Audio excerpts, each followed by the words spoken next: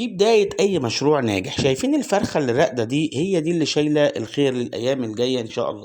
وعشان نوصل للنتيجة دي لازم نتعب في اختيار الأهالي. شوف هيبة المسكوفي الار 41، صدر عريض، وش أحمر، سلالة فرنسية ما يختلفش عليها اتنين. والنتاية طبعا هي أصل الحكاية اللي بتشيل معاك في الإنتاج وتحافظ على البيض. لو عندك جوز بط محترمين أنت كده يعتبر بدأت المشروع. زي ما المسكوفي هو سيد السطح بلا منازع، والبرنس كمان، فالديك الابيض ده هو العمدة بتاع السطح اللي مخصب لنا بيض الفراخ يوميا بفضل الله. لو مهتم تعرف تفاصيل المشروع اللي هو ب200 جنيه ازاي تبني سطحك وتملاه كله خير ان شاء الله، رجاء الاشتراك واللايك والشير. صلوا على حبيبكم سيدنا النبي صلى الله عليه وسلم في كومنت، وهات ورقة وقلم وتعالى اقول لك ازاي ب200 جنيه تبدأ مشروع زي ده.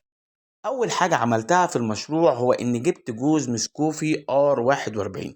ليه ار 41؟ لحاجات كتير: لمناعة قوية، مناعة حديدية، اكتر طائر بيحول اكل اللحم، طائر بيوصل ما شاء الله ل5-6 كيلو بالنسبة للذكر. النتاية مكنة بيض حرفيا، الرقاد في كل شيء، احلى طعم، الاقرب طعم للحم البلدي اللي هو البط البلدي هو البط المسكوفي.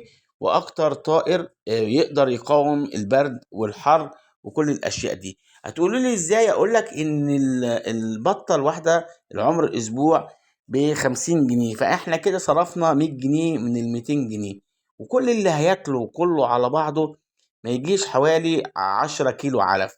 10 كيلو علف بيبقى بنتكلم في حوالي 230 جنيه، في حين ان لو الذكر لوحده ما شاء الله تبارك الرحمن 5 و6 كيلو نضرب في اكتر من 150 جنيه، هو جاب تمنه الضعفين. بس انا هنا مش بتكلم عن اللحم والبيع، انا هنا بتكلم على اني انا هستثمر ان انا اخد منه بيض للتفريخ.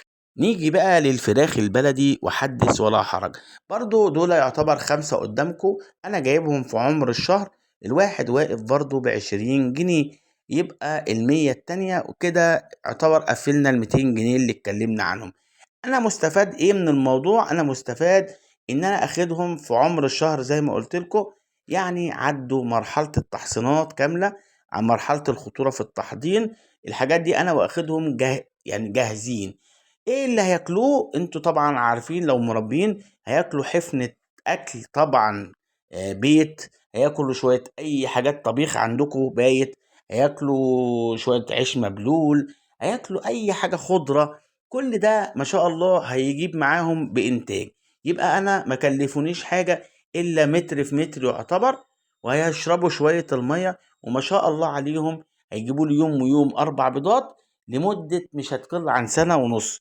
طبعا اديك مع ال4 فرخات، فطبعا نسبة التخصيب هتبقى بنسبة ما شاء الله 100%، لأن 4 فرخات قليلين عليه. فأنا كده استفدت بإن البيض كله هاخده مخصب، هاخده أوديه الفقاسة، يطلع منه ما شاء الله كتاكيت. لو انا قعدتهم الشهر والله ما هياكلوا، على ما يوصل لعمر الشهر، وانتوا لو مجربين هتبقوا عارفين، مش هياكلوا مني حفنة علف بالظبط، حفنة علف.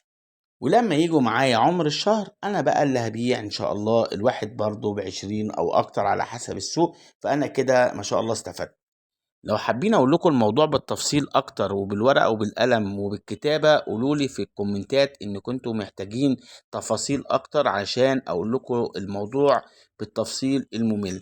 لو استفدت من الفيديو دوت ولو حتى بمعلومه واحده، فما تبخلش علينا باللايك والاشتراك والشير.